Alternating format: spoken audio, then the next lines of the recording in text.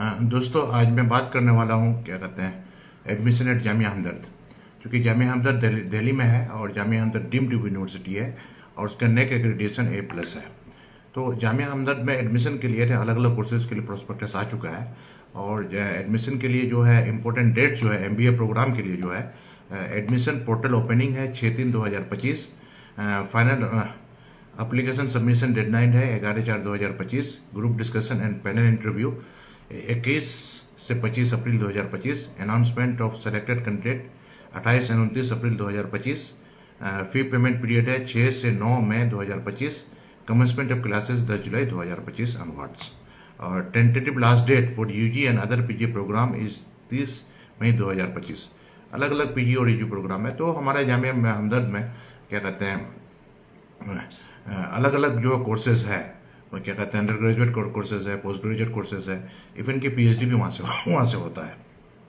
और क्या कहते हैं जामिया हमदर्द में हमारे इलाके के बहुत सारे फैकल्टी मेंबर्स हैं। फिर हमारे वाइस चांसलर अफसर साहब जो है ना हमारे किसान से ही है और सरवर आलम साहब भी हैं वहाँ। उसके अलावा और भी बहुत सारे लोग हैं वहाँ, डिप्टी रजिस्ट्रार साहब हैं वो। तो अब बहुत सारा ये है जामिया हमदर्द में बहुत सारे स्कूल्स हैं। स्कूल्स में मतलब फैकल्टी स्कूल्स में बहुत सारे एडमिशन्स होते हैं, बहुत सारे कोर्सेज हैं। तो मैं सारे बच्चों को इनकरेज करूंगा कि जामिया हमदर्द भी एक जो है ना पढ़ाई लिखाई के लिए एक अच्छी जगह है और यहाँ से भी पढ़ करके आप अच्छे पोजीशन पे जा सकते हैं और अच्छे जॉब में और अच्छे जॉब के अलावा भी बाहर भी पढ़ाई करने के लिए जा सकते हैं। तो जनरली यहाँ पर जो है क्या कहते हैं कई मतलब स्कूल्स में कई डिपार्टमेंट्स हैं, डिपार्टमेंट ऑफ फार्माकोगेनेसी एंड फाइटोकेमिस्ट्री। तो उसके अलावा क्या कहते हैं centre of excellence in Unani medicine, pharmacy and pharmacology. उसके बाद सेंट्रल इंस्ट्रूमेंटेशन फैसिलिटी। उसके बाद programme of study eligibility and selection procedure. तो यहाँ पर diploma in pharmacy D pharma, तो डी फार्मा के लिए होता है ड्यूरेशन उसका 2 साल का है और कोई भी कैंडिडेट जो 12 पास आउट है वो फिजिक्स, केमिस्ट्री, बायोलॉजी और मैथमेटिक्स है तो वो अप्लाई कर सकते हैं। और उसके लिए एज लिमिट है क्या कहते हैं complete the age of 17 years on और बिफोर 31 दिसंबर 2024। तो इस तरह से जो है क्या कहते हैं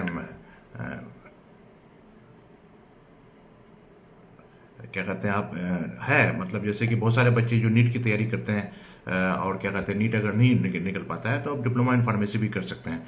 तो डिप्लोमा इन फार्मेसी 2 साल का कोर्स है। डिप्लोमा इन फार्मेसी करने के बाद आपको अच्छे जॉब्स मिलते हैं। अलग अलग फार्मास्यूटिकल कंपनीज है और इवन के स्टेट गवर्नमेंट, सेंट्रल गवर्नमेंट में भी बहुत सारे जॉब्स निकलते हैं। और ये कहा जाता है कि क्या कहता है जामिया हमदर्द का फार्मेसी डिपार्टमेंट बहुत ही अच्छा डिपार्टमेंट है। उसका रैंकिंग जो है ना बहुत अच्छा है और इवन के क्या कहते हैं इस बार भी QS वर्ल्ड रैंकिंग में भी इसका भी 94th आया शायद। तो उसमें ये है कि उसके अलावा है कि बैचलर ऑफ फार्मेसी में भी आपको ये 4 ईयर का कोर्स है। 4 ईयर का कोर्स के लिए यहाँ पर है कि पास senior secondary schools examination with physics, chemistry and biology और mathematics from central board of secondary education on any other examination recognised by Jamia Hamdard as equivalent होना चाहिए और 17 साल होना चाहिए 31 दिसंबर 2024 तक।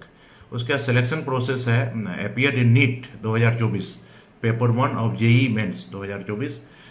Selection will be based on merit in NEET 2024 paper 1 and JEE mains 2024, यानी NEET और JEE के बेसिस पर सिलेक्शन होता है। उसके बाद B pharma second year lateral entry में भी होता है। तो लेटरल एंट्री में करने का मतलब है कि सेकेंड ईयर में आपका एडमिशन होगा। तो 3 साल का ड्यूरेशन है। एलिजिबिलिटी है candidate must have pass diploma in pharmacy examination of Jamia Hamdard और from any other recognised institute with 50% marks in aggregate, pass 10+2 examination from CBSE वो और any other board recognised by Jamia Hamdard as equivalent with PCB। तो इसका जो है selection process है admission to B pharma second year will be made on the basis of merit determined by marks obtain in D pharma all semesters. Candidates have to submit the result of the D Pharma preferably on or before the last date of submission of application form। यानी कि जो भी बच्चा D pharma किया है तो D pharma करने के बाद जो है लेटरल एंट्री में बी फार्मा में एडमिशन ले सकते हैं। जिस तरह से बहुत सारे बच्चे डिप्लोमा इंजीनियरिंग करते हैं तो लेटरल एंट्री से बीटेक में एडमिशन लेते हैं, तो उसी तरह से डिप्लोमा इन फार्मेसी वाले बच्चे लेटरल एंट्री से बी फार्मा में एडमिशन ले सकते हैं। उसके बाद master of pharmacy M Pharma, इसमें स्पेशलाइजेशन है कि M Pharma in pharmaceutics, M Pharma in pharmacol pharmacology, M pharma pharmaceutical chemistry, M pharma pharmacognosy, उसके बाद M pharma pharmacy practice, M pharma pharmaceutical quality assurance, M pharma pharmaceutical analysis, M pharma pharmaceutical biotechnology. तो उसके लिए क्या होना चाहिए कि आपको बी फार्मा होना चाहिए, और क्या कहते हैं, या जो जो जीपीएटी जो टेस्ट होता है वो क्वालिफाई होना चाहिए। उसके लिए जो सिलेक्शन प्रोसेस में the admission to the M pharma program will be offered on the merit of GPAT qualified candidate. मतलब जिस तरह से ग्रेजुएट होते हैं, बीटेक ग्रेजुएट होते हैं गेट क्वालिफाई करते हैं, या मास्टर्स होते हैं गेट क्वालिफाई करते हैं, उसी तरह से बी फार्मा कैंडिडेट के लिए जीपीएटी होता है। अगर स्कोर है तो उसके बेसिस पर आप एडमिशन ले सकते हैं। If sufficient number of GPAT qualified candidate are not available, admission will be subsequently offered on the basis of B pharma percentage. Admission under NRI sponsored candidate will also be made on the basis of B pharma percentage. इससे भी ले कर सकते हैं। Either क्या कहते हैं, वो आपका जो टेस्ट है वो अगर सफिशिएंट कंडीशन अगर नहीं आता है क्या कहते हैं जीपीएटी, तो आप डायरेक्ट जो उसका जो मार्क्स है आपका क्या कहते हैं बी फार्मा, उसके बेसिस पर एडमिशन हो सकता है। उसके बाद है PhD program offered by the following discipline that, उसमें आपका फार्माक्यूटिक्स है, फार्माकोगेनेसी एंड फाइटोकेमिस्ट्री है, फार्माक्यूटिकल केमिस्ट्री है, फार्माकोलॉजी है, pharmaceutics which specialisation in pharmaceutical quality assurance है, pharmacognosy and phytochemistry specialisation in pharmaceutical biotechnology है, pharmaceutical chemistry which specialisation in pharmaceutical analysis है, pharmacology specialisation in pharmacy practice है। तो उसके लिए आपको होना चाहिए eligibility M pharma in the relevant specialist subject as given, annexure है उसके हिसाब से होना चाहिए। आपका जो है appendix A of gazetted notification of PCI dated 10 December 2024 and D pharma D only for admission to PhD in pharmacology with specialization in pharmacy practice, securing at least 55% marks aggregate or equivalent grade from Jamia Hamdard or from any other institute recognized by PCI, AIU and Jamia Hamdard. उसके बाद PhD in pharmaceutical medicine के लिए भी यहाँ पर PhD में होता है। ये उसके अलावा बहुत सारे जो है ना क्या कहते हैं, school of nursing and allied sciences, school of nursing and allied sciences में आपका जो है क्या कहते हैं, रुफेदा कॉलेज ऑफ नर्सिंग है, डिपार्टमेंट ऑफ ऑक्यूपेशनल थेरेपी है, डिपार्टमेंट ऑफ फिजियोथेरेपी है, डिपार्टमेंट ऑफ फार्माक्यूटिकल साइंस है और रिलेवेशन सेंटर है। तो इसमें जो है अलग अलग जो कोर्सेज हैं, तो उस कोर्सेज के बारे में diploma in general nursing and midwifery, इसमें 70 सीट्स है। इसके लिए +2 होना चाहिए आपका। और क्या कहते हैं,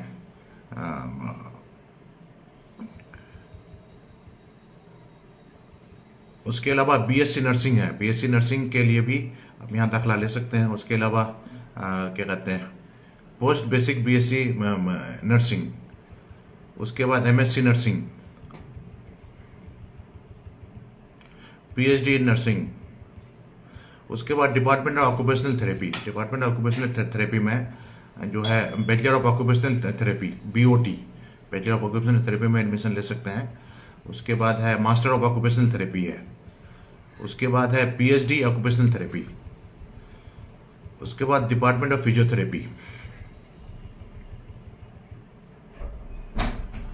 डिपार्टमेंट ऑफ फिजियोथेरेपी में bachelor of physiotherapy BPT, master of physiotherapy MPT, उसका पीएचडी इन फिजियोथेरेपी।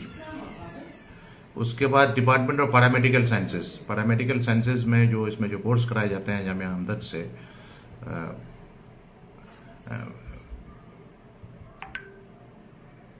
एक है बीएससी मेडिकल लेबोरेटरी टेक्नोलॉजी, ये अच्छा कोर्स है बीएमएलटी। उसके बाद बीएससी मेडिकल इमेजिंग टेक्नोलॉजी बीएमआईटी,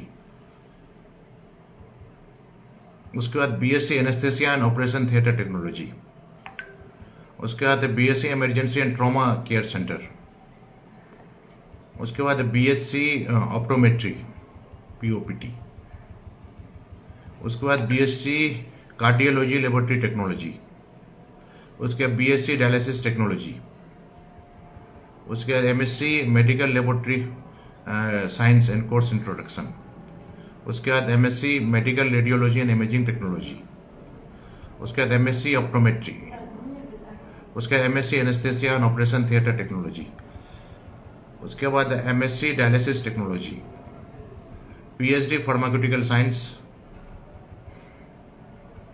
उसके बाद school of engineering and technology, तो department of computer science and engineering है। इसमें जो एडमिशन्स होते हैं क्या कहते हैं, BTech computer science and technology, उसके बाद BTech electronics and communication engineering, BTech computer science and engineering, उसके बाद bachelor of computer application BCA, bachelor of science in computer science with research, lateral entry to second year BTech. Lateral entry में भी admission होता है, जो भी बच्चा diploma किए हुए हैं तो लेटरल एंट्री में एडमिशन ले सकते हैं। Lateral entry to BTech in ECE। उसके बाद है क्या कहते हैं MCA प्रोग्राम भी यहाँ पर होता है, मास्टर ऑफ कंप्यूटर एप्लीकेशन। उसके बाद MSc computational biology and system biology and bioinformatics. उसके बाद MTech computer science engineering, MTech CSE with specialize in data science, MTech CSE with specialize in cyber forensic and information security.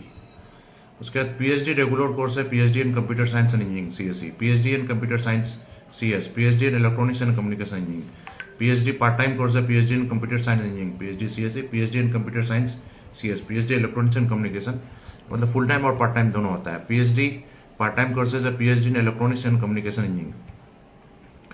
उसके बाद school of management and business studies, तो इसमें जो क्या होता है मैनेजमेंट की जो होता है मैनेजमेंट के लिए, तो इसमें जो कोर्सेज है BBA है, बैचलर ऑफ बिजनेस एडमिनिस्ट्रेशन है, उसके बाद BCom है, उसके अलावा MBA भी यहाँ से होता है, मास्टर ऑफ बिजनेस एडमिनिस्ट्रेशन।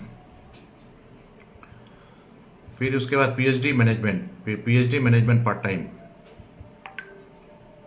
उसके बाद department of health care and pharmaceutical management, तो इसमें जो कोर्सेज हैं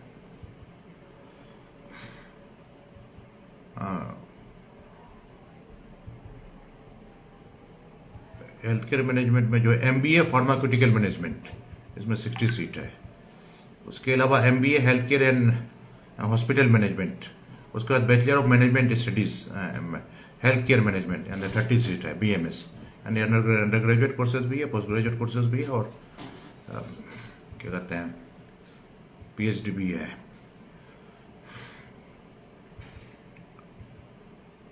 PhD health management and pharmaceutical management, ये पार्ट टाइम भी है, और PhD में health management and pharmaceutical management ये फुल टाइम भी है, पार्ट टाइम फुल टाइम दोनों कोर्सेज में है। उसके बाद क्या कहते हैं department of hotel management and catering technology, इसमें है बैचलर ऑफ होटल मैनेजमेंट है। उसके बाद school of chemical and life sciences,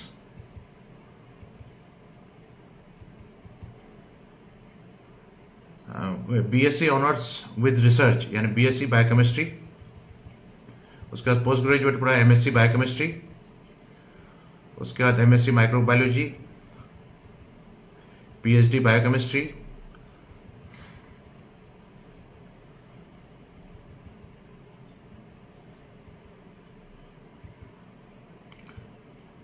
उसके बाद है BSc honours with research, BSc biotechnology, MSc biotechnology, MTech biotechnology.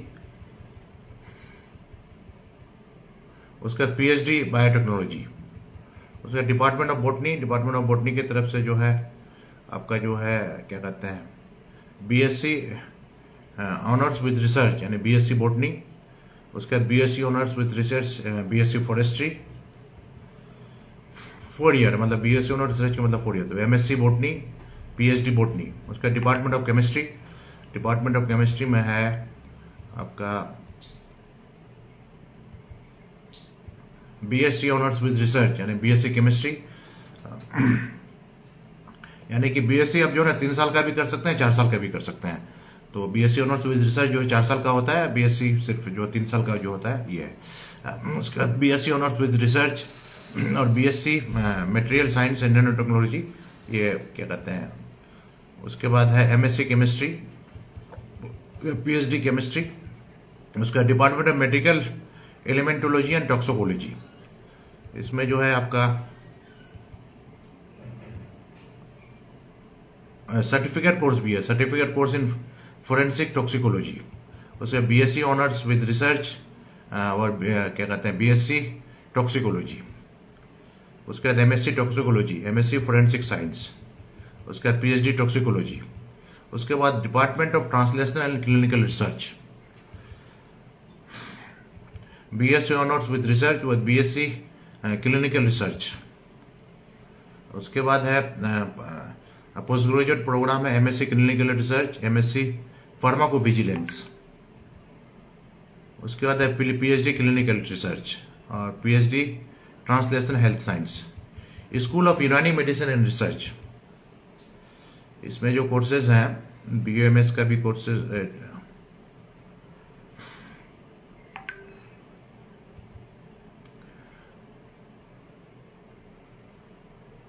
BMS में इसमें एडमिशन होता है, बीएमएस है। उसके अलावा प्रीतिब,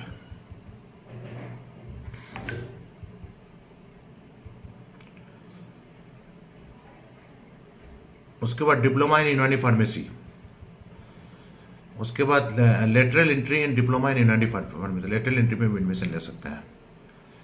उसके बाद है एमडी मुलाजात, एमडी इल्मुल अदविया, एमडी तहफ़ुज़ी व समाजी तिब, ये बीएमएस करने के बाद जो मास्टर्स डिग्री है। उसके बाद पीएचडी इन यूनानी मेडिसिन।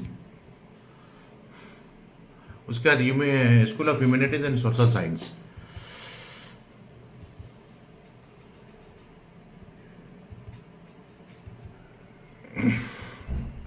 इसमें BA honours Islamic studies, MA Islamic studies, PhD Islamic studies. उसके बाद centre for federal studies and public policies and governance, जो बीए पॉलिटिक्स एंड गवर्नेंस। उसके बाद BA public policy honours with research. उसके बाद है post graduate program है MA in politics and governance, MA in public policy, MA in federal studies.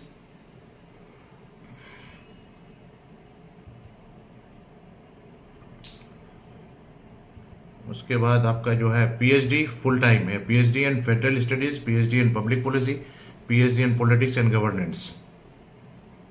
उसके बाद है department of political science and human right, MA political science, मेरे ख्याल से अंडर ग्रेजुएट कोर्स भी होगा। एमए ह्यूमन राइट, मेरे ख्याल से इसमें अंडर ग्रेजुएट कोर्सेज नहीं है, एमए ह्यूमन राइट है। दूसरा एमए पॉलिटिकल साइंस है। उसका PhD human rights regular and part time है, PhD political science regular and part time दोनों है। उसके बाद है Hamdard institute of international studies, BA international studies.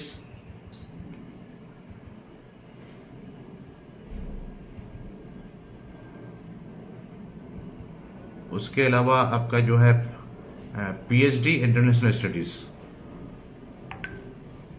ठीक है, एमए इंटरनेशनल स्टडीज, ये तीनों है, अंडर ग्रेजुएट, पोस्ट ग्रेजुएट और पीएचडी प्रोग्राम। उसके बाद Hamdard institute of legal studies and research, हिलसार। अंडर ग्रेजुएट प्रोग्राम है BA LLB, bachelor of arts and bachelor of law, 5 year integrated course है +2 के बाद। उसके बाद प्रोफेशनल प्रोग्राम एलएलएम है। उसके बाद डॉक्टरल प्रोग्राम पीएचडी लॉ है।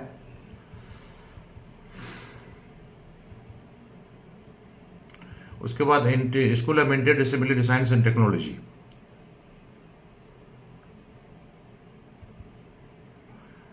इसमें है कि आपका जो है ना under graduate programme BSc biomedical science,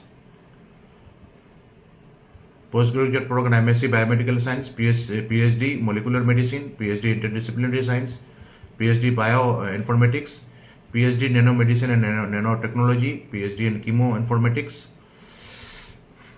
department of food technology, इसमें भी कुछ कोर्सेज हैं, MTech food technology, BTech food technology, MSc nutrition and dietetics, MSc food science, PhD food technology.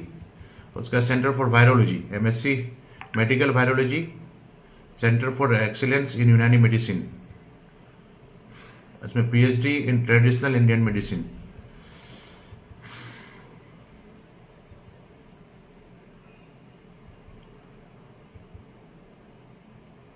उसके बाद centre for environment and sustainable development, ये मेरे ख्याल से नया ये हुआ है। MSc environmental science, PhD environmental science, centre for media and mass communication,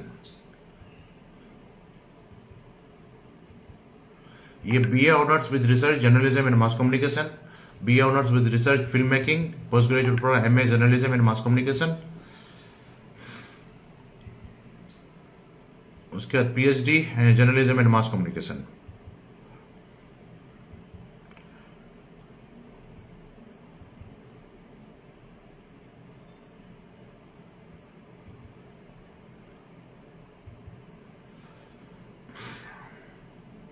उसके बाद कुछ सेंटर्स हैं इसमें, सेंटर्स ये जो है आपका रिसर्च एंड डेवलपमेंट सेल,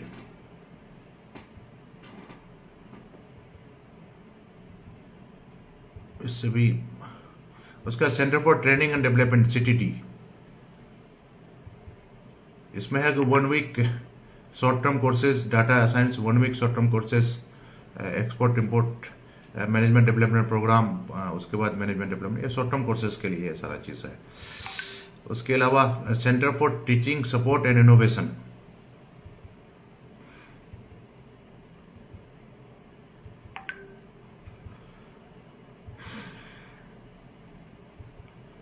उसके बाद बायोइन्फॉर्मेटिक्स इंफ्रास्ट्रक्चर फैसिलिटी है, जो वहाँ पर जो काम करते हैं तो फैसिलिटीज है उसमें। उसके बाद school of skill and vocational studies,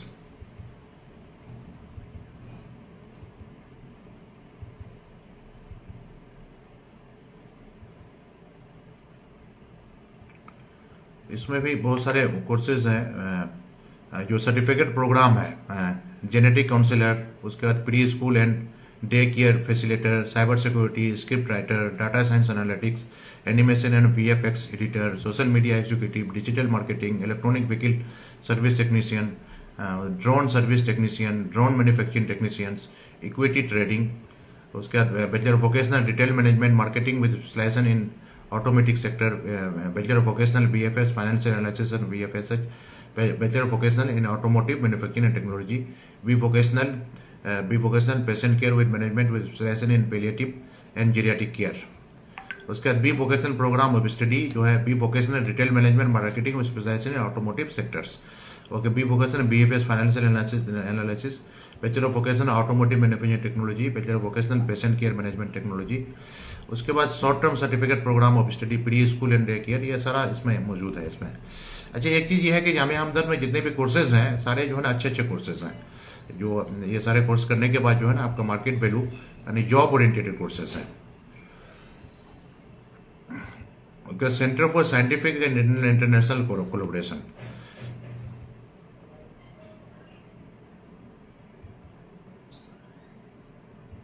उसका centre for distance and online education, distance education से भी यहाँ पढ़ाई होती है, तो आप डिस्टेंस एजुकेशन से भी आप ये कर सकते हैं। प्रोग्राम ऑफ स्टडी में अंडर ग्रेजुएट प्रोग्राम में है, बीबीए है, bachelor of business administration, bachelor of computer application, bachelor of commerce, advance diploma program है, advance diploma in biomedical informatics, advance diploma in chemo informatics, advance diploma in dietetics and therapeutics nutrition, advance diploma drug regulatory affair, advance diploma in environmental monitoring and impact assessment, advance diploma in intellectual property right, advance diploma in human right, advance diploma in medical record techniques, advance diploma in cyber security, advance diploma in cloud computing, advance diploma in data analytics.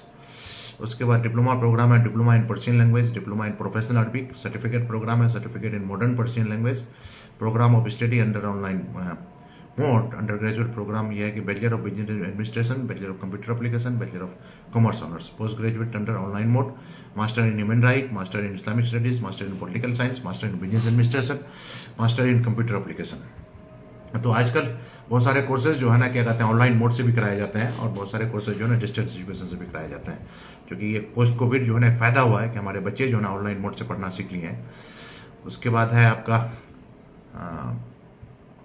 Jamia Hamdard Kanpur campus, अच्छा कानपुर में भी इसका campus है, तो चलिए उसमें भी बहुत सारे ये हैं। उसके अलावा यहाँ पर मेडिकल कॉलेज भी है जामिया हमदर्द में, मैं देख रहा हूँ, तो ये है आपका general information and admission guidelines. Following admission guidelines shall be adhered to while considering the candidate for admission in various program of study at Jamia Hamdard for the academic session. क्या कहते हैं इसके लिए तो अलग अलग इसका जो है नोटिफिकेशन आता है। आप लोग जो है ना जामिया के साइट में जो है ना ये करते रहिए, तो लेटेस्ट अपडेट आपको मिलेगा। जैसे कि अभी एक मैनेजमेंट का था, मैनेजमेंट का सारा डेट वगैरह दिया हुआ है, तो अलग अलग कोर्सेज के लिए डेट वगैरह दिया रहता है। तो एक जामिया हमदर्द जो है एक, हालांकि तो डीम्ड टू बी यूनिवर्सिटी है, गवर्नमेंट एडेड यूनिवर्सिटी है और NAC A+ है, लेकिन इसके सारे कोर्सेज जो है ना बहुत अच्छे हैं और ये मतलब वोकेशनल कोर्सेज इसमें ज़्यादा हैं और क्या कहते हैं मार्केट में इसका मार्केट वैल्यू ज़्यादा है। तो यहाँ से भी अगर ये करते हैं, और अभी एक रिपोर्ट आया था कि QS वर्ल्ड रैंकिंग में जो है शायद फार्मेसी में इसका रैंकिंग जो है वर्ल्ड रैंकिंग में शायद 94th आया है। ये कुछ सोशल मीडिया रिपोर्ट्स में मैं देखा था। तो ठीक है, जामिया हमदर्द में आप लोगों के लिए क्या कहते हैं मैं इनकरेज करता हूँ कि ज़्यादा से ज़्यादा बच्चा क्या कहते हैं जामिया हमदर्द में एडमिशन लें, क्योंकि दिल्ली में है तो दिल्ली में रहने का एक बेनिफिट है। यहाँ क्या कहते हैं दिल्ली में रहने का बेनिफिट है, क्योंकि बहुत ज़्यादा बेनिफिट है। क्योंकि दिल्ली में रहने से एक फ़ायदा ये होता है कि क्योंकि जामिया हमदर्द से ही अटैच्ड जो है ना क्या कहते हैं वो जो तैयारी कराते हैं, मेडिकल की तैयारी कराते हैं, इंजीनियरिंग की तैयारी कराते हैं और क्या कहते हैं IAS की जो तैयारी कराते हैं, ये भी जामिया हमदर्द में है। तालिबाबाद में जो है ना वहाँ पर ये तो एक कम्पिटिटिव इन्वायरमेंट है। जामिया हमदर्द का भी जो कोचिंग एंड गाइडेंस सेंटर है वहाँ से भी आपको कम्पिटिटिव इन्वायरमेंट में मिलेगा, नंबर 1। नंबर 2 आपका जो कम्पिटिटिव इन्वायरमेंट जो है आपका जो है दिल्ली में रहने का जो है ना कम्पिटिटिव इन्वायरमेंट है। दिल्ली में चूंकि अलग अलग जो कम्पिटिटिव एग्जामिनेशन की तैयारी करते हैं, आइदर UPSC की तैयारी करते हैं, स्टेट सर्टिफिकेट की तैयारी करते हैं, जुडिशरी सर्टिफिकेट की तैयारी करते हैं, गेट की तैयारी करते हैं, JRF की तैयारी करते हैं, GPAT की तैयारी करते हैं, कैट की तैयारी करते हैं, वो सारा क्या कहते हैं कोचिंग अवेलेबल है क्या कहते हैं इसमें। तो ऐसे हालात में जो है क्या कहते हैं आप जो है क्या कहते हैं ये कर सकते हैं यहाँ रह करके। दिल्ली का एक फ़ायदा यही है, जैसे कि अलीगढ़ और दिल्ली में फ़र्क यही है, जामिया मिलिया है, जामिया हमदर्द है, दिल्ली यूनिवर्सिटी है, उसके अलावा जवाहरलाल नेहरू यूनिवर्सिटी है, उसके बाद गुरु गोविंद पंत इंद्रप्रस्थ यूनिवर्सिटी भी है। तो ये सारा चीज़ जो है आपका ये है दिल्ली में रहने का एक एडवांटेज है। तो इस एडवांटेज को ये करने के लिए और बल्कि मैं तो ये कहूँगा कि मतलब आप +2 करने के बाद +2 तो मैं तो बच्चों को ये कहूँगा कि +2 आप घर से ही कीजिए, और गार्जियन से भी कहूँगा कि मतलब बच्चों को 18 साल जो है अपने साथ रखिए, क्योंकि बच्चों का तालीम के साथ साथ तरबियत देना भी एक गार्जियन की जिम्मेदारी है। तो अगर आप अपने साथ में रख करके बच्चों के अंदर में तालीम और तरबियत के लिए इनकलकेट कर दें और उसके अंदर में जो है ना मानव ह्यूमन वैल्यूज़ को अगर उसमें अगर पूरा अगर डाल दें, तो आगे बच्चा 18 साल के बाद वो बिगड़ने का चांसेस कम होता है। जनरली जो हम बात कर रहे हैं universal moral values, universal moral values ये सब किसी के लिए, हर एक इंसान के लिए है। और यूनिवर्सल मॉरल वैल्यूज जो आया है कि अलग अलग जो धर्म ग्रंथ है, मजहब की जो भी किताब निकालना है, कुरान निकालना है, गीता निकालना है, बाइबल निकालना है, या फिर अलग अलग जो बौद्ध धर्म है या फिर जैन धर्म है या सिख है, ईसाई है, पारसी है, सारे धर्म की जो बातों को अगर निकालेंगे तो कुछ चीज़ कॉमन है। झूठ नहीं बोलना, गिबत नहीं करना, चुगलखोरी नहीं करना, उसके अलावा क्या कहते हैं किसी दूसरे को जो है ना अननेसेसरी परेशान नहीं करना, दिल में हसद नहीं रखना, दिल में बुग़्ज़ नहीं रखना, हिंसा नहीं करना, एक साथ मिल करके रहना, दिल में जो सेल्फिशनेस जो है ये बिल्कुल निस्वार्थ भाव से काम करना, इंटीग्रिटी, ये सारा चीज़ यूनिवर्सल मॉरल वैल्यूज़ है। तो मैं बच्चों से ये कहूँगा कि मतलब हमारी नेक दुआएं हैं कि आप जामिया हमदर्द में क्या कहते हैं अलग अलग certificate courses, diploma courses, under graduate courses, post graduate courses या PhD कोर्सेज में आप दाखिला लें, और दाखिला लेने के बाद यहाँ से निकल करके एक अच्छा करियर में जाएँ। अगर अंडर ग्रेजुएट हैं तो क्या कहते हैं अलग अलग कम्पिटिटिव एग्जामिनेशन की तैयारी करें, IAS की तैयारी करें, स्टेट की सर्विस की तैयारी करें, जुडिशरी सर्विस की तैयारी करें, उसके अलावा अलग जो है ना कैट की तैयारी करें, GMAT की तैयारी करें, और उसके अलावा गेट की तैयारी करें, और अलग जो आगे जो है तो जामिया हमदर्द में भी तालीम हासिल करने के बाद IITs में, NITs में या CSIR के लैब में या फिर फॉरेन में भी जा करके आप आला डिग्री लें। तो इन सारी चीज़ों में सबसे ज़्यादा जरूरी है कि आप हमारे अंदर में जो इंसानियत बरकरार रहे। इंसानियत नाउ-ए-डेज ह्यूमैनिटी इज थ्रेटेंड। आज अगर देखा जाए तो हर एक आदमी जो है ना मतलब किसी न किसी एक इंसान से परेशान है। और एक साहब ने कहा था कि क्या कहता है, the greatest threat to the human race is human race itself. आज के टाइम में हर एक आदमी को जो है ना किसी न किसी एक इंसान से नुकसान होता है। और ये चीज़ वही है कि जब से दुनिया बनी है, आदम अलैहिस्सलाम का 2 लड़का, एक बेटा खराब हो गया, बुरा बन गया, और दूसरा बेटा अच्छा बन गया। तो दूसरा बेटा ने दूसरे क्या कहते हैं अपने भाई का कत्ल कर दिया। तो जब से दुनिया बनी है कि अच्छे लोगों और बुरे लोगों में जो है ना जंग है। अगर आपस में अगर देखा जाए, डिफरेंसेस में अगर देखा जाए तो दो थॉट्स के बीच में डिफरेंस है। और वो सारे थॉट्स जो डेवलप होते हैं, जैसे कि रिसर्च भी ये कहता है कि 85% ब्रेन डेवलपमेंट जो होता है 6 साल तक होता है। तो 6 साल तक जो हमारे बच्चे जो सबकॉन्शियसली जो समाज से सीखते हैं, वो झूठ बोलना समाज से सीखते हैं, गिबत करना समाज से सीखते हैं, हसद रखना समाज से सीखते हैं, बुग़्ज़ रखना समाज से सीखते हैं, दिल में लालच समाज से सीखते हैं, दिल में अहंकार समाज से सीखते हैं, और निस्वार्थ भाव से काम करने की जो प्रवृत्ति नहीं है वो हम समाज से सीखते हैं। उसके अलावा अहंकार, ईगो, ये सारी चीजें समाज से सीखते हैं। और बहुतान फैलाना यानी किसी को आरोपित करना, ये समाज से ही सीखते हैं। तो दो ग्रुप है जो ह्यूमन बिहेवियर को अगर आप चेंज कर लें तो मतलब एक आदमी है जो बिल्कुल जैसे कि कुदरत है, जब जो बच्चे आते हैं दुनिया में तो भाई वो बच्चे इतने मासूम होते हैं कि वो झूठ नहीं बोलते हैं, गिबत नहीं करते हैं, चुगलखोरी नहीं करते हैं, यानी बुराइयों से दूर रहते हैं। लेकिन पता नहीं, जब बच्चे होशियार होने लगते हैं तो वो सारा चीज सीखने लगते हैं। जैसे कि मैं बताया था कि जो सबकॉन्शियसली 6 साल तक अगर उसके सामने में पेरेंट्स है या रिश्तेदार है या समाज के लोग अगर झूठ बोलना शुरू करेंगे तो बच्चा सबकॉन्शियसली झूठ बोलना सीख जाएंगे। वो अगर गिबत करेंगे तो बच्चा क्या कहता है, सबकॉन्शियसली गिबत करना सीख जाएंगे। वो अगर हिंसा करेंगे तो बच्चे सबकॉन्शियसली हिंसा करना सीख जाएंगे। तो अब हमारे बच्चों के कंप्लीट ब्रेन डेवलपमेंट के लिए हम समाज में भी एक बेहतरीन एक अच्छा एनवायरनमेंट लाने की जरूरत है। और इस अच्छे एनवायरनमेंट में लाने के लिए पेरेंट्स का बहुत बड़ा रोल होता है कि parents are the first school of children and anganwadi workers and teachers are the second school of children and third school जो आपका सोसाइटी है, सोसाइटी में इंक्लूडिंग रिलेटिव्स। तो सारे लोगों में ह्यूमन वैल्यूज को जो है ना प्रमोट करने की जरूरत है। और वही है कि मतलब हर जगह जो है ना कि एक अच्छे लोग एक बुरे लोग, तो आपको करना है कि बुरे लोगों से stay away from the negative people. अब जो आदमी अगर उसके अंदर में बहुत सारा कैरेक्टर अगर हो गया, वो अगर लालची अगर है, वो अगर बहुतान फैलाता है, वो झूठ बोलता है, वो हिंसा करता है, उसके दिल में अहंकार है, बाप रे बाप, और उसको क्या कर राजनीतिक संरक्षण अगर उसको मिल जाए तो वो नासूर बन जाता है समाज के लिए। तो रिसेंट केसेस में देखा गया है कि ये जो जिसको टॉक्सिक पर्सनालिटी कहते हैं या फिर बुरे इंसान कहते हैं, वो नंबर ऑफ ये बढ़ रहा है। लेकिन अगर देखा जाए, इन जनरल अगर देखा जाए तो ये बुरे लोगों की संख्या जो है ना पूरे हिंदुस्तान में अगर देखा जाए, नहीं पूरी दुनिया में अगर देखा जाए, दे आर वेरी लिमिटेड। अगर उसकी संख्या अगर देखा जाए तो नॉट मोर देन 2%, 2% से ज्यादा नहीं होगा, लेकिन दे आर पावरफुल। वो इतना ज्यादा पावरफुल होता है कि उसका दौर लेजिस्लेचर के लोगों तक भी होता है, जो उसका दौर जो एग्जीक्यूटिव के पास भी पहुंचता है, उसका दौर जुडिशरी के पास भी होता है, और उसका दौर मीडिया वालों के पास भी होता है।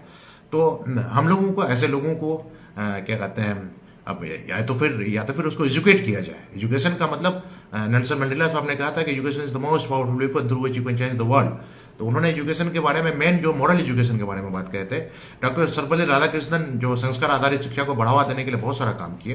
डॉक्टर जाकिर हुसैन साहब जो तरबियत में बहुत सारा काम किए। डॉक्टर क्या कहते हैं, हमारे सर सैयद अहमद खान जो अलीगढ़ मुस्लिम यूनिवर्सिटी के बानी थे, और जो तरबियत के बारे में बहुत सारा काम किया। और खुद जामिया की जो बानी में महात्मा गांधी साहब थे, और तो लोग उस वक्त जो क्या कहते हैं, सारे लोग जो थे, जो तालीम के साथ साथ तरबियत पर फोकस दिए गए थे। जो हमारा जामिया मिल्लिया इस्लामिया है, अलीगढ़ मुस्लिम यूनिवर्सिटी है, जामिया हमदर्द है, ये तरबियत का एक सेंटर है। और ये चीज़ देखा जाता है कि जो भी बच्चे हमारे जो है जामिया मिल्लिया इस्लामिया से या फिर अलीगढ़ मुस्लिम यूनिवर्सिटी से, जामिया हमदर्द से निकलते हैं तो पूरी दुनिया में छा जाते हैं। ये देखा गया है कि तरबियत का एक नमूना है। और वो अलग अलग, मतलब वहां से निकलने के बाद ये अलुमनाई को अगर देखा जाए तो इन तीनों यूनिवर्सिटी का अलुमनाई जो है across the globe her field में अच्छे फिल्म में ही है। तो हमें एक बेहतर एक मॉडल बनाने की जरूरत है। और हम सारे लोगों को समाज में बेदारी लाने के लिए, समाज में तरबियत को बहाल करने के लिए हम सारे लोगों को थोड़ा बहुत एक्स्ट्रा काम करना पड़ेगा।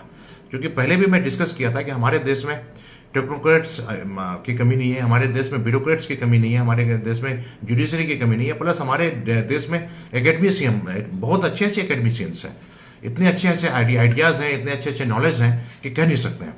लेकिन समाज के सबसे निचले स्तर तक इसका डिसिमिनेशन नहीं है। तो इसको डिसिमिनेट करने के लिए आजकल तो बहुत अच्छा मौका आ गया है कि हमारे बच्चे जो पोस्ट कोविड जो है ना ऑनलाइन पढ़ना सीख लिए हैं। तो जनरली ये देखा जाता है कि सोशल मीडिया में जो चीज़ें होती है, जो पढ़ाई लिखाई के बारे में कम बात की जाती है, और चीज़ों के बारे में जो रील्स बनते हैं और जो ये होता है जो एंटरटेनमेंट का होता है। तो मैं भी सारे लोगों को इनकरेज करता हूँ कि भाई आप लोग थोड़ा सा वक्त निकाल करके, जो भी इंटेलेक्चुअल ग्रुप है, थोड़ा सा वक्त निकाल करके ऑनलाइन मोड पर भी, सोशल मीडिया के माध्यम से भी क्या कहते हैं लोगों को इनकरेज किया जाए। अगर ऐसा अगर करते हैं ना, तो लोगों के अंदर आप करेंगे तो आपको देखते हुए दूसरे आदमी भी करेंगे। और देखा गया है कि रिसेंट केसेस में देखा गया कि जो भी इंटेलेक्चुअल लोग हैं वो समाज में निकल करके आ रहे हैं, आइदर अलग अलग एनजीओज के थ्रू से या फिर अपना मतलब कुछ ये करते हुए वो आते हैं। तो जिस तरह से अभी हमारे इंटेलेक्चुअल आइदर बहुत सारे ब्यूरोक्रेट्स हैं, आईएएस हैं, आईपीएस हैं, खुद आपके जामिया हमदर्द के जो है क्या कहते हैं फॉर्मर वाइस चांसलर थे, वो प्रोग्राम होता है ICC इंडियन, इसमें तो उसमें गए थे वो। हरीश साहब ये के हैं, वहाँ के हैं, आसाम के हैं, आसाम में उसकी पोस्टिंग है, और वहाँ के हैं, आंध्र प्रदेश के हैं, लेकिन इंडियन इस्लामिक कल्चर सेंटर में बच्चों को क्या कहते हैं IAS की तैयारी कराने के लिए अर्ली गोल सेटिंग वाला प्रोग्राम करते हैं। वो ये बहुत अच्छा चीज़ है। उसमें जामिया हमदर्द के बहुत सारे लोग, बहुत सारे फैकल्टी मेंबर्स पहुँचते हैं। तो हम फॉर्मर वाइस चांसलर थे, वो क्या नाम उनका, वो भी गए थे, हमारी उनसे मुलाकात हुई थी। बहुत सारे लोग काम कर रहे हैं। तो एक चीज़ ये कहना है हम लोगों को कि काम तो कर रहे हैं, लेकिन काम का प्रॉपर डिसिमिनेशन इज नीडेड। बंद कमरे में, चार दीवारी में एक प्रोग्राम कर लेना, ये मतलब दैट इज़ नॉट इफेक्टिव। क्योंकि मैं भी बहुत सारा जगह में, बहुत सारा प्रोग्राम में होती है, महिलाओं के अधिकार के बारे में बात होती है, जेंडर इक्वलिटी के बारे में बात होती है, सस्टेनेबल डेवलपमेंट गोल के बारे में बात होती है, क्वालिटी एजुकेशन को प्रमोट करने के लिए बात होती है, उसके अलावा नो पॉवर्टी, गरीबी कैसे आते हैं उसके बारे में बात होती है, कोई आदमी भूखा ना रहे उसके बारे में बात होती है, गुड हेल्थ एंड वेलबिंग के बारे में बात होती है, पीस एंड जस्टिस के बारे में बात होती है। और बाज़ाब्ता सेंट्रल गवर्नमेंट, स्टेट गवर्नमेंट का जो NALSA, national legal service authority, वो पूरे देश में जो है ना क्या कहते हैं, जो लीगल अवेयरनेस के लिए जो काम करती है, हर स्टेट में स्टेट लीगल सर्विस अथॉरिटी है, हर डिस्ट्रिक्ट में डिस्ट्रिक्ट लीगल सर्विस अथॉरिटी है। बाज़ाब्ता ह्यूमन राइट कमीशन है जो पूरे देश में मानवाधिकार आयोग को फैलाने के लिए काम कर रही है, हर स्टेट में स्टेट लीगल सर्विस अथॉरिटी है, और खुद DLSA के माध्यम से हर डिस्ट्रिक्ट में पहुंचती है, पंचायत लेवल, ब्लॉक लेवल पहुंचती है। Plus national commission for woman है जो महिलाओं के अधिकार के लिए काम करती है, प्लस नेशनल माइनॉरिटी कमीशन है जो माइनॉरिटीज को अपलिफ्टमेंट के लिए काम करती है, उसके अलावा नेशनल मेडिकल कमीशन है, वो सारा चीज़ काम कर रही है। तो काम जो कर रही है, तो एक चीज़ है कि इट हैज़ बीन ऑब्जर्व, ये देखा गया है कि जो अच्छी अच्छी बातें हैं जो है, मतलब क्या कहते हैं, ideas are discussed with in the intellectuals. ये होता है कि एक कन्फाइंड एरिया में आइडियाज को जो इंटेलेक्चुअल के बीच में ही डिस्कस होता है, तो वो उसका प्रॉपर डिसिमिनेशन नहीं हो पाता है। तो प्रॉपर डिसिमिनेट करने के लिए इंटेलेक्चुअल लोगों को मैं तो ये कहता हूँ कि हर डिस्ट्रिक्ट लेवल तक, जब आप छुट्टियों में आप घर जाएँ, तो घर जाने के बाद डिस्ट्रिक्ट को टारगेट करें, और जो डिस्ट्रिक्ट में क्या कहते हैं ब्लॉक्स होते हैं, ब्लॉक्स में क्या कहते हैं पंचायत होते हैं, और पंचायत में वार्ड्स होते हैं, तो चीज़ों को वार्ड लेवल तक पहुंचाया जाए। तो वार्ड लेवल को पहुंचाने के लिए हमारे स्टूडेंट कम्युनिटी को, टीचर का बहुत बड़ा रोल है। और देखे भी होंगे कि एंशिएंट टाइम में ये चाणक्य, जो क्या कहते हैं मगध, चंद्रगुप्त मौर्य को सिंहासन पर बैठाए थे, उसके बाद बिंदुसार, और फिर अशोका द ग्रेट जो है ना, बहुत बड़ा भूखंड, अखंड भारत का निर्माण किया, बहुत बड़ा भूखंड लिया था। तो टीचर का बहुत बड़ा रोल रहा है।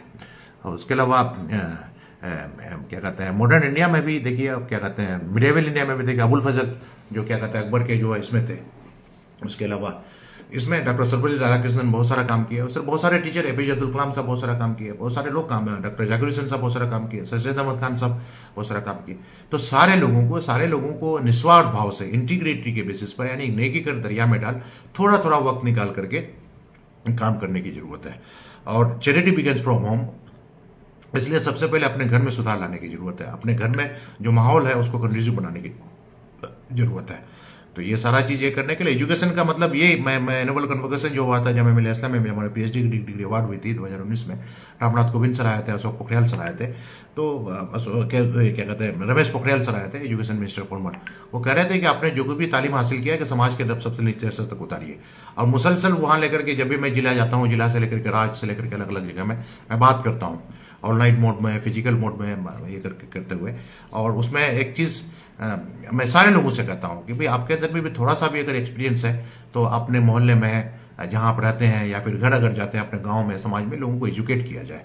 और जहाँ तक मैं देख रहा हूँ कि ये जो डिफरेंसेस है, जो आजकल जो टॉक्सिक पर्सनालिटी या एंटी सोशल पर्सनालिटी डिसऑर्डर बढ़ रहे हैं, जो समाज के लिए एक घातक साबित होता है, सिर्फ एजुकेशन की कमी की वजह से। अगर प्रॉपरली सारे लोगों को एजुकेट कर दिया जाए तो ये सारी चीज़ें नहीं होंगी। और इस चीज़ के लिए, एजुकेट करने के लिए सबसे अच्छा ये है कि हमारा जामिया का भी तराना है, तराना का एक लाइन है, यहाँ पर सब में हिदायत है सिर्फ अपना ज़मीर। हर एक इंसान के ज़मीर को झाँकने की ज़रूरत है। अगर हर एक इंसान अगर अपना दिल के ज़मीर को अगर झाँकते हैं, और वो है बिल्कुल, मैं तो कहता हूँ कि एक गोल सेट कीजिए। हर एक आदमी का अपना एक गोल होना चाहिए। गोल में क्या होना चाहिए, सबसे पहले आपको एक अच्छा इंसान बनना है। तो अच्छा इंसान बनने के लिए यूनिवर्सल मोरल वैल्यूज़ को आपको इनकलकेट करना है, यानी अपने आप में लेकर के आना है। और 24 घंटा में से 1 घंटा सोचना है कि मैं यूनिवर्सल मोरल वैल्यूज़ में दिन भर में कितनी बार झूठ बोला, कितना बार गिबत किया, कितना बार चुगलखोरी किया, कितना बार बुरान फैलाया, कितना बार हिंसा किया, कितना बार दिल में लालच आया। तो उसको डायरी भी लिख सकते हैं, और नहीं हो तो इंट्रोस्पेक्शन में उसको दूर तौबा करके फिर आप अलग हो सकते हैं। क्योंकि एक चीज़ है तौबा। तौबा जो है ना बहुत बड़ी चीज़ है। बहुत बड़े बड़े गुनहगार लोग जो है ना तौबा करने के बाद अच्छे बने हैं। तो एक चीज़ है। दूसरा चीज़ ये है कि आप कोई भी करियर जो अगर चूज़ करते हैं, करियर चूज करने का भी गोल फिक्स कीजिए। मुझे अगर IAS की अगर तैयारी करनी है, तो IAS की तैयारी करने में उस गोल से हम डेविएट तो नहीं कर रहा है। तो 24 घंटा में से 1 घंटा अगर इंट्रोस्पेक्शन अगर हो सारे बच्चों का, सारे लोगों का, सारे गार्जियन का, सब किसी की जिम्मेदारी है, सब किसी की जिम्मेदारी है। जिम्मेदारी से मुंह मोड़ नहीं मोड़ सकते हैं आजकल। मतलब ये है कि अगर हमारे बच्चे अगर खराब हो रहे हैं तो गार्जियन की भी जिम्मेदारी है, और क्या कहते हैं, गार्जियन अगर परेशान है तो बच्चों की भी जिम्मेदारी है। आज के टाइम में बहुत सारे गार्जियन अपने बच्चों से परेशान है, और बहुत सारे बच्चे अपने गार्जियन से परेशान है। बहुत सारी माताएं अपने औलाद से परेशान है, और बहुत सारे क्या कहते हैं औलाद अपनी माता पिता से परेशान है। बहुत सारा शोहर अपनी बीवी से परेशान है, बहुत सारे बीवी अपने शोहर से परेशान है। तो ये बैलेंस करने की जरूरत है। ऊपर वालों ने हमारे कुरान में हज़रत मोहम्मद सल्लल्लाहु अलैहि वसल्लम ने माना हक़ुल इबाद, हर एक इंसान का हकूक के बारे में वाज़ेह तौर पर बयान कर दिया गया है।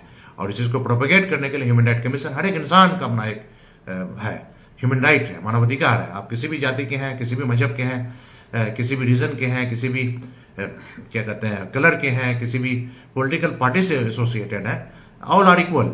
और हमारा संविधान ये कहता है कि एक वोट सब किसी को है, तो all human beings are equal. तो इक्वलिटी को प्रमोट करने के लिए हम सारे लोगों को काम करने की जरूरत है। और जब हम लोग मस्जिद में भी अगर जाते हैं, राजा हो, रंग हो, कोई हो, सब लोग इक्वल हो जाता है। तो मानवता को ये करने के लिए मतलब सारे लोगों को मिलकर के काम करने की जरूरत है। हमारे पास तो अच्छे क्या कहते हैं एकेडमिशियंस हैं, अच्छे ब्यूरोक्रेट्स हैं, अच्छे टेक्नोक्रेट्स हैं, अच्छा जुडिशरी सिस्टम है, बहुत सब चीज़ ये है। लेकिन उसका प्रॉपर डिसिमिनेशन के लिए हम सारे लोगों को थोड़ा बहुत मेहनत करने की जरूरत है। और यूनाइटेड नेशन के सेक्रेटरी जनरल साहब ने भी कहा कि we need people of all young and old alike join forces for a better all for all. बिल्कुल, एक अच्छे समाज का निर्माण करने के लिए सारे लोगों को एक साथ multi disciplinary education is needed. क्योंकि sustainable development goal total 17 points है। सभी ने कोई इन्वायरमेंट का स्पेशलिस्ट है उसमें काम करें, कोई गुड हेल्थ एंड वेलबींग के बारे में है उसमें काम करें, और क्या कहते हैं कोई न्याय के लिए काम करें, कोई महिलाओं के अधिकार के काम करें, कोई भूखमरी को हटाने के लिए काम करें, कोई गरीबी को हटाने के लिए काम करें, कोई क्लीन क्या वाटर के लिए काम करें, सैनिटेशन के लिए काम करें, क्लीन एंड अफोर्डेबल एनर्जी, सारा चीज के लिए काम करें। और लास्ट गोल है partnership to achieve the goal, 2PPPP। मतलब सारे लोगों में कोलैबोरेशन होना चाहिए। और आज के टाइम में ये देखा जाता है कि लोग अलग अलग विखंडित है, मतलब और विखंडन का वजह यही है कि लोगों के दिलों में ईगो है। तो अगर सारे लोग अपने दिलों से अगर अहंकार को अगर निकाल दें तो बिल्कुल एक सूत्रपात में और हमारे यूनिवर्सल मॉडल में कोई डिस्टेंस एक साथ मिलकर के काम करने की जरूरत है। और करते भी हैं। रिसर्च में बहुत सारे लोग कोलैबोरेटिव क्या कहते हैं फार्मास्यूटिकल साइंस में या क्या कहते हैं मेडिसिनल केमिस्ट्री में रिसर्च करते हैं, तो बहुत सारे लोग कोलैबोरेशन में काम करते हैं। इवन के मेडिकल साइंस में बहुत अगर क्रिटिकल अगर ऑपरेशन अगर होता है तो डॉक्टर की टीम, पूरी मेडिकल टीम एक साथ मिलकर के कोलैबोरेशन में काम करते हैं। एक डिपार्टमेंट में अगर पढ़ाई अगर होती है, डिपार्टमेंट में कोई अगर है कोई बीटेक का अगर स्टूडेंट है तो भाई उसको बहुत सारे टीचर एक साथ मिलकर के काम करते हैं। तो ये चीज हम लोगों को क्लासरूम की चीजों को समाज में भी लाने की जरूरत है। कंसेप्ट इज दैट, आइडिया ये है कि आजकल हमारे बच्चे यूनिवर्सिटी में अच्छा कुछ पढ़ने के बाद, स्कूल में अच्छा कुछ पढ़ने के बाद समाज में चले जाते हैं और समाज में माहौल बहुत अच्छा नहीं है, जिसकी वजह से बिगड़ती आ जाती है। तो हम लोगों को करना है कि क्लासरूम का जो खूबसूरत माहौल है उस माहौल को हर एक परिवार तक पहुंचाने की जरूरत है, हर एक वार्ड तक पहुंचाने की जरूरत है, हर एक गांव तक पहुंचाने की जरूरत है, हर एक पंचायत तक पहुंचाने की जरूरत है, हर एक ब्लॉक तक और हर एक जिला और हर एक क्या कहते हैं राज्य और राज्य से देश और देश से पूरा विश्व। क्योंकि यही डिफरेंस है कि हम लोग बच्चों को एजुकेट कर देते हैं, सारा चीज बता देते हैं, लेकिन वो जो बाहर का जो इन्वायरमेंट है, जो सोसाइटी है, उसका जो कम्युनिटी है, वहां का इन्वायरमेंट वो बच्चे जो है डेविएट कर जाते हैं। तो वहां पर भी मतलब एजुकेशन का मतलब सिर्फ क्या कहते हैं किताबी नॉलेज, बीटेक करना, बीएससी करना, एमएससी करना नहीं है। एजुकेशन का मतलब एक अच्छा इंसान बनना। और इंटेलेक्चुअल के बारे में कोई जरूरी नहीं है कि आप पीएचडी किए हो तो आप इंटेलेक्चुअल हो। एक आदमी जो खेत है में काम करता है, किसान है, उसके पास आइडिया है और आइडिया डेवलप करके अच्छा खेती करता है, उसको भी इंटेलेक्चुअल कहेंगे। एक नाई है जो बाल बनाता है, उसके माइंड में एक आइडिया है, वो अगर ट्रांसफर करता है तो उसको भी इंटेलेक्चुअल कहेंगे।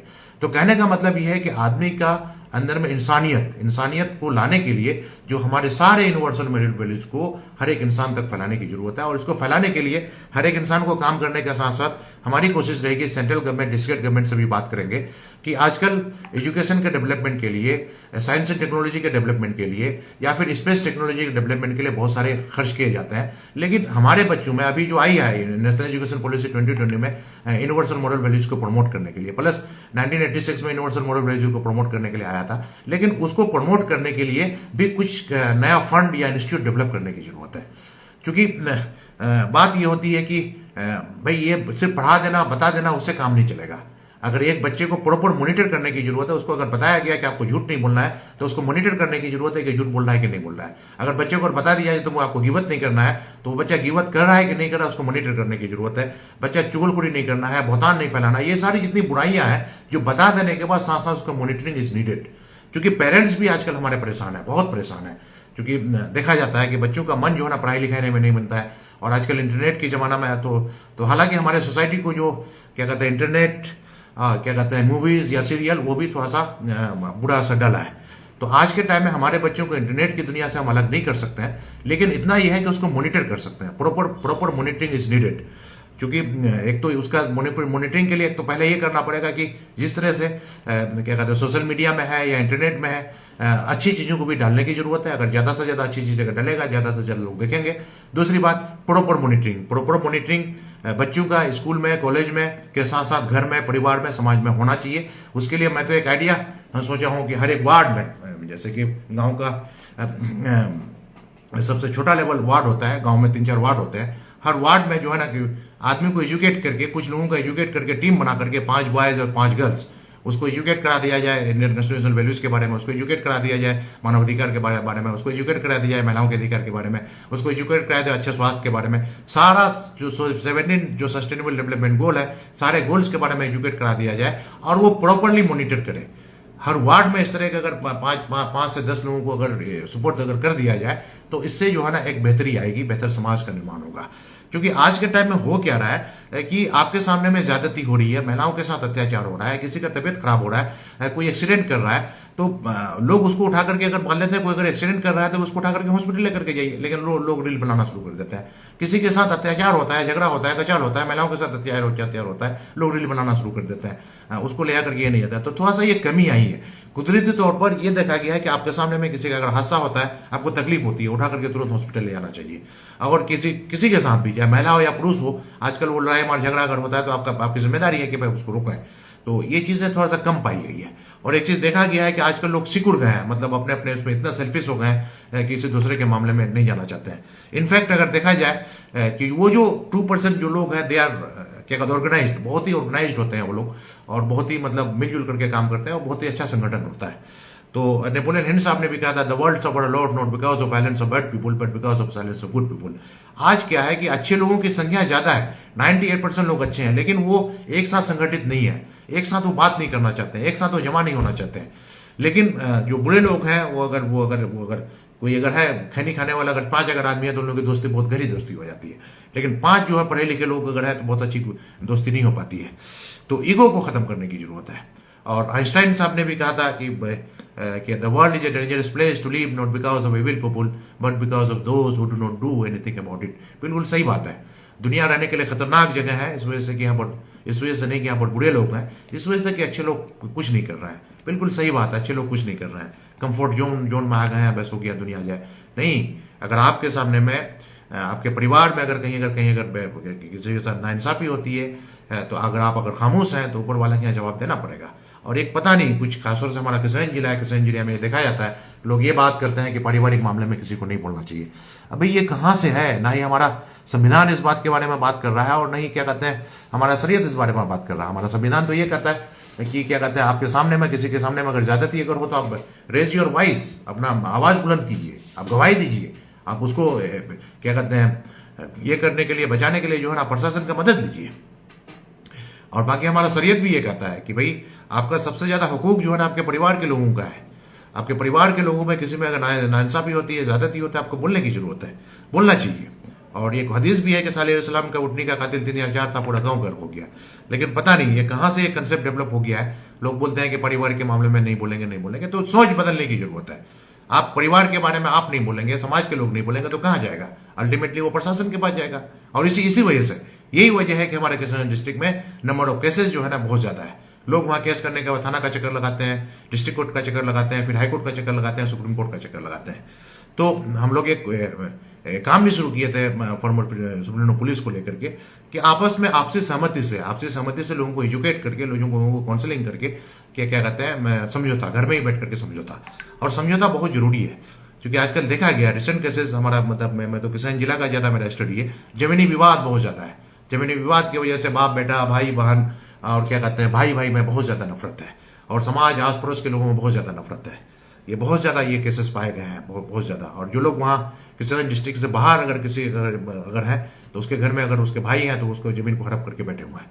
ये अच्छी चीज नहीं है। दिल में से लालच को निकालने की जरूरत है। कहने का मतलब ये है कि अगर ये सारा चीज जो मैं देखा और एक चीज मेरा स्टडी का एक पार्ट ये भी रहा है कि हमारा किसान डिस्ट्रिक्ट क्यों नहीं डेवलप कर पा रहा है। तो बहुत सारी चीजों का लास्ट में कंक्लूड हम ये निकाले कि एजुकेशन की कमी, एजुकेशन में मतलब खासतौर से मॉरल एजुकेशन की कमी। वहां पर जो है लोग बटे हुए हैं। मतलब मैं तो देखा है कि वहां पर एक चीज देख रहा हूँ कि राजनीति वहां पर बहुत ज्यादा हावी है। मेरे ख्याल से इस तरह की राजनीति कहीं हावी नहीं है। हर एक आदमी जो है ना वो ये बोलता है कि मैं तो उसका आदमी हूं, मैं तो उसका आदमी हूं, मैं तो उसका आदमी हूं, मैं तो उसका आदमी हूं, या उसको बोलता है वो तो उसका आदमी है, वो तो उसका आदमी है, वो तो उसका आदमी है, वो तो उसका आदमी है। भाई जहन बदलने की जरूरत है। हर एक इंसान जो है ना आप किसी के आदमी नहीं है, अल्लाह के आप मखलूक है, आपका ऊपर वाला है, आपका डायरेक्ट कॉन्टेक्ट ऊपर वाले से होना चाहिए। और दुनिया में आने के बाद ऊपर वाले ने आपको जिंदगी जीने के लिए सारे हुकूक दिए हैं, वालिदैन के हुकूक दिए हैं, बीवी का हुकूक दिया है, बच्चों का हुकूक दिया है, सारे लोगों का हुकूक दिया है। तो बस वही चीज है, fundamental rights and fundamental duties जो हमारा कॉन्स्टिट्यूशन ऑफ इंडिया में जो हमारा है फंडामेंटल राइट में freedom of expression of religion. तो Quran is a complete set of life. कुरान को हाथ में लिखिए। कुरान ने ये नहीं कहा है, सक्सेस परिस्थिति को नहीं कहा है कि किसी के पीछे आप घूम रहे हैं, उसके पीछे ये कर रहे हैं। और ये चीज है, दोनों चीजें हैं। वहां पर कुछ लोग लोगों को गुलाम बनाने का भी कोशिश करते हैं और कुछ लोग गुलाम भी रहते हैं, यानी कि मेंटल फ्रीडम वहां पर नहीं है जहनी तौर से। वहां पर लोग क्या करते हैं, लोग एक दूसरे को गुलाम बनाने के लिए जो है ना मेंटल तौर पर परेशान करते हैं, साइकोलॉजिकल तौर पर परेशान करते हैं, इमोशनल तौर पर परेशान करते हैं, बहतान फैलाते हैं। वहां पर क्या होता है कि लोग अगर किसी की बात अगर नहीं मानिएगा, उसके मतलब पीछे में हाँ में नहीं मिलाइएगा, तो आपके खिलाफ वो बहतान पर फैलाना शुरू कर देते हैं। ये अच्छी चीज नहीं है। उसके अलावा एक चीज जो देखा गया है कि एक जो कोटेशन भी है शायद डगलस साहब का, strong mind discuss ideas, average mind discuss event and weak mind discuss people. एक चीज हमारे किसान डिस्ट्रिक्ट में एक बड़ा माइन्यूटली देखा गया है कि लोग अगर डिस्कस करते हैं, लोगों के बारे में ही डिस्कस करते हैं। ज्यादातर डिस्कशन का जो पार्ट होता है, या तो फिर वो बहतान फैलाता है, या तो फिर गिवत करते हैं, बस ये सब चीज होता है। या कुछ लोग देखा है कि इवेंट्स के बारे में डिस्कस करते हैं, लेकिन आइडियाज के बारे में बहुत कम लोग डिस्कस करते हैं। ये सारे लोग बात करते हैं कि भाई समाज हमारा बहुत खराब हो गया है, सारे लोग बात करते हैं कि हमारे समाज में बहुत गंदगी आ गई है, सारे लोग बात करते हैं कि हमारे समाज में बहुत नफरत हो गया है, सारे लोग बात कर रहे हैं कि हमारे समाज में क्या कहते हैं तरह तरह की बुराइयां आ गई है, सारे लोग बात करते हैं कि हमारे समाज के लोगों का ये कंसेप्ट है कि हर इंसान परेशान है, अपनी परेशानी से नहीं दूसरे की खुशी से। लेकिन उसको इरिटेट कैसे किया जाए?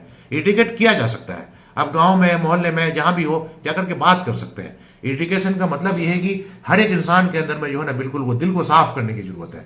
जिस तरह से हमारे नबी का दिल को क्या कहते हैं फरिश्ता आकर के साफ किया था, उसी तरह हर एक इंसान के दिलों को साफ करने की जरूरत है, बुग्ज से, गिवत से, हसद से, बहतान से, उसके अलावा अहंकार से और इन सारी चीजों से। अगर सारे लोगों का दिल अगर पाक हो जाएगा, दिल अगर साफ अगर हो जाएगा, तो सारा लोग जो है ना खुदा पर यकीन करेंगे, ऊपर वाले पर यकीन करेंगे। जब ऊपर वाले पर यकीन करेंगे, दुनिया का कोई भी आदमी आपको गुलाम नहीं बना सकता है, आप किसी का गुलाम नहीं बन सकते हैं। और दोनों चीजें मतलब कुछ लोग, हाँ ऐसी बात नहीं है कि कुछ लोग हैं जो ये कहते हैं हर एक इंसान का मानवाधिकार को प्रोटेक्ट करने के लिए काम करते हैं। तो मैं ये कहता हूं कि हर एक आदमी, हर एक नागरिक जो है ना अपने अधिकार के लिए जो है ना काम करे। अपना अधिकार आपका अपना है, और आपके अधिकार के लिए दूसरे को भी प्लस अपना अधिकार लीजिए, प्लस दूसरों को भी अधिकार दिलाने के लिए काम कीजिए। जो गवर्नमेंट एजेंसीज की जो भी स्कीम्स वगैरह है उसमें पैनी नजर आप रखिए। तो अगर आप ये करते, देश आपका है, the honour of this country is each citizen of this country. हर एक नागरिक जो है देश का मालिक है। तो भाई आप इस देश के अगर मालिक अगर है, तो जिस तरह से आपका अपना शर्ट होता है उसका रखरखाव करते हैं, आपकी बाइक होती है उसको अच्छे से रखरखाव करते हैं, आपका कार होता है अच्छे से रखरखाव करते हैं, आपका घर होता है अच्छे से रखरखाव करते हैं। तो भाई देश ही तो आपका है। तो देश के अच्छे रखरखाव करने के लिए, सारे एक इंसान के अंदर में मानवाधिकार को फैलाने के लिए, महिलाओं के अधिकार के बारे में फैलाने के लिए, इंडियन कॉन्स्टिट्यूशन वैल्यूज को फैलाने के लिए, उसके अलावा क्या कहते हैं अच्छे स्वास्थ्य के बारे में बताने के लिए, न्याय के बारे में बताने के लिए, सारे लोगों की जिम्मेदारी है कि आप सारा लोग थोड़ा बहुत काम करें, फंडामेंटल ड्यूटी को पूरा करें। और ये खिदमत खल्क है। अगर ऐसा करते हैं तो अच्छे राष्ट्र का निर्माण होगा। और जहां तक मैं कहता हूं कि जितने भी यूनिवर्सिटी से जो लोग भी पढ़ करके निकलते हैं, तो पढ़ करके निकलने के बाद आपके अंदर में जो आइडियाज डेवलप हुआ है, समाज के निचले स्तर पर निस्वार्थ भाव से फैलाने की कोशिश कीजिए। मैं ये कहता हूं कि राजनीति चलिए ठीक है, राजनीति अलग चीज है, राजनीति भी कीजिए, लेकिन राजनीति में मैं तो कहता हूं कि सारे राजनीतिक लोगों को भी कॉमन मिनिमम प्रोग्राम बना करके एक साथ मिलकर के काम करने की जरूरत है। जैसे हमारी पहल रही है किसी डिस्ट्रिक्ट में, मैं सारे राजनीतिक लोगों से मिलकर के सारे लोगों के पास गया, सारे लोगों को बुलाया, सब मिलकर के मेरा ये कहना है जो सस्टेनेबल डेवलपमेंट गोल है उसमें सारे लोगों को मिलकर के काम करने की जरूरत है। तो चूंकि ये सब किसी के लिए कॉमन है, न्याय सब किसी के लिए कॉमन है, महिला को अधिकार सब किसी के लिए कॉमन है, अच्छा स्वास्थ्य सब किसी के लिए कॉमन है, गुणवत्तापूर्ण शिक्षा सब किसी के लिए कॉमन है, क्लाइमेट एक्शन सब किसी के लिए कॉमन है, क्लीन वाटर सब किसी के लिए कॉमन है, अफोर्डेबल एनर्जी सब किसी के लिए कॉमन है, उसके अलावा गरीबी भुखमरी सब किसी के लिए कॉमन है। These are the common things. जिस तरह से, तो इसीलिए एजुकेटेड लोगों को, सारे राजनीतिक लोगों को, मैं किशनगंज में सारे लोगों से बात कर चुका हूं और एक बार जो है ना सारा ऑल पार्टी मीट भी किशनगंज में करना चाहता हूं। तो सारे लोगों से बात हो चुकी है। अगर ऐसा करते हैं तो एक मॉडल प्रिपेयर करना है, फ्री एक्सेस होना चाहिए। मैं तो ये कहता हूं कि सारे राजनीतिक लोग एक दूसरे के यहाँ जाए और आप भी सारे राजनीतिक लोगों के पास जाए। और जहां तक वोट देने का अधिकार, सब किसी का अपना अपना मन है, हम किसको वोट देंगे, वो किसको देगा, वो किसको देगा, अलग सी बात है।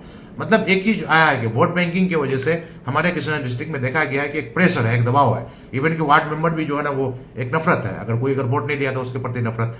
भाई अगर जब आप जीत गए तो आप वार्ड मेंबर है तो सब किसी के लिए है। आप अगर मुखिया जब जीत गए तो जब आप मुखिया बने तो सब किसी के लिए मुखिया बने। आप अगर समिति अगर है जीत गए तो सब किसी के लिए समिति है। आप सरपंच हैं तो सब किसी के लिए समिति है।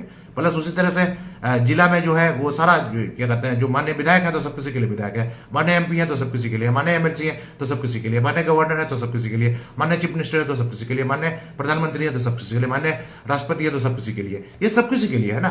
तो ये तो एक अच्छा खूबसूरत माहौल बनाने की जरूरत है, क्योंकि ये चीज है, ये देखा गया है कि हमारे किशनगंज डिस्ट्रिक्ट में राजनीति बहुत हावी है। तो राजनीति हावी में होता क्या है कि भाई ये कहावत है कि क्या कहते हैं, एज पीपुल एज लीडर्स, मतलब कि आप जैसा होंगे राजनीतिक लोग भी ऐसा करेंगे। तो मैं 98% लोगों से ये कहता हूं कि आपसी स्वार्थ को बरकरार रखते हुए आप इस चीज को प्रमोट कीजिए। और राजनीति में भी मैं ये तो कहता हूं, राजनीति में नहीं, बिल्कुल ये stay away from the negative people. आप बुरे लोगों से उसका कैरेक्टर एसेसिनेशन कीजिए, उसका पर्सनालिटी ये कीजिए कि आदमी के अंदर में ये सारा बुराइयां हैं, ये सारा अच्छा ही है। बुरे लोगों से अपना प्रोटेक्टिव लेवल लेयर बनाइए, अच्छे लोगों को प्रमोट कीजिए और बुरे लोगों को भी डायरेक्टली या इनडायरेक्टली एजुकेट करने का कोशिश कीजिए। अगर ऐसा करते हैं तो मैं उम्मीद करता हूं कि अच्छा राष्ट्र का निर्माण होगा। और बाकी इस चीज के लिए मैं जो बात कर रहा था, जामिया हमदर्द मैं गया भी हूं यहाँ पर कैंपस में, एक अच्छी चीज है। मैं यहाँ पर एडमिशन के लिए मैं सारे बच्चों को इनकरेज करता हूँ और पढ़ाई के साथ साथ मैं वहाँ के जो भी बच्चे अगर एडमिशन लेते हैं, एडमिशन लेने के बाद पढ़ाई के साथ साथ जो आपका संस्कार है, संस्कार को भी बरकरार रखिए, क्योंकि यही है पूरी दुनिया में शांति के लिए यही चीज। अगर ये सारी चीजें अगर हो, हर एक इंसान झूठ बोलना बंद कर दे, गिबत करना बंद कर दे, चुगलखोरी करना बंद कर दे, बहुतान फैलाना बंद कर दे, अपने दिल से लालच निकाल दे, अपने दिल से हसद निकाल दे, अपने दिल से बूस निकाल दे, अपने दिल से अहंकार निकाल दे और क्या कहते हैं हिंसा करने की प्रवृत्ति अगर निकाल दे तो बिल्कुल यही जन्नत, ये दुनिया ही जन्नत लगने लगेगा। और जहां तक अगर देखा जाए, जितनी भी लड़ाइयां हुई, जितना भी नफरत हुआ है, चाहे किसी परिवार के बीच में हो या किसी शहर के बीच में हो या फिर किसी राष्ट्र अध्यक्ष के बीच में हुआ, तो सिर्फ एक ईगो की वजह से। तो इन सारी चीजों को अगर खत्म कर दें तो एक अच्छे समाज का निर्माण बिल्कुल हो सकता है। तो हम लोगों का एजुकेशन का मतलब है कि एजुकेशन का मतलब एकड़ा का मतलब है कि पढ़ो का मतलब यूनिवर्सल मॉरल वैल्यूज। तो यूनिवर्सल मॉरल वैल्यूज को प्रोपेगेट किया जाए और बाकी हम लोग कोशिश करेंगे सेंट्रल गवर्नमेंट से, स्टेट गवर्नमेंट से, कि हर एक इंसान के अंदर में यूनिवर्सल मॉरल वैल्यूज को कंप्लीट डिसिमिनेट करने के लिए कुछ न कुछ नया इनिशिएटिव लिया जाए, कुछ क्या कहते हैं रिसर्च एंड डेवलपमेंट के लिए या फिर कुछ फंडिंग, एडिशनल फंडिंग रेज किया जाए। Thank you.